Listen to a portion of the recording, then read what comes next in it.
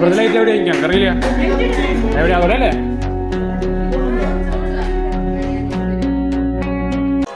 എന്റെ മനസ്സാണിത്. അമ്മയെന്ന് വിളിച്ച ഞാൻ ഇതിനകത്ത് കേറാറുള്ളൂ. എന്തുന്നാടാ ഇത്? നിന്റെ അമ്മൂമ്മയുടെ പിന്നാലെ ഒരു ഓളമായിക്കോട്ടെ എന്ന് കരുതി. ഇത് കണ്ട എന്റെ തലയ്ക്കാണ് ഓളെന്നാണ് അവള് വിചാരിക്കുക.